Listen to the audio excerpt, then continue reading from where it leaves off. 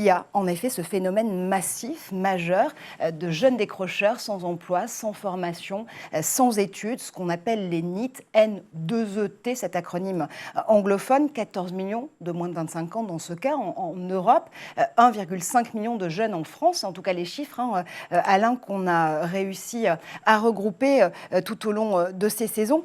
D'abord, le phénomène des NEET, il est lié à quoi ? Alors, il est lié à quoi? Il est lié probablement au fait que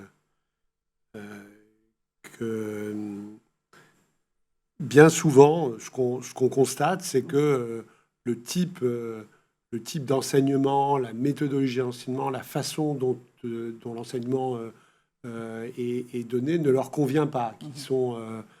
Bon, il y a ça, et puis il y a aussi bien souvent, parce que quand même, bien souvent, c'est l'environnement social qui est déterminant. C'est que il y a une sorte de décalage entre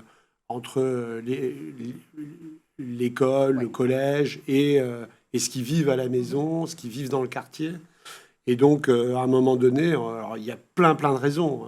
On peut pas dire qu'il y a une seule raison, mais parce qu'on peut retrouver des NEET, y compris dans des couches sociales, couches moyennes, et pas forcément uniquement dans les couches sociales très défavorisées. Mais il y a un moment où ils décrochent, et ils décrochent de plein de choses. Des études, de la socialisation, du lien familial aussi parfois. On voit que c'est vraiment multifactoriel.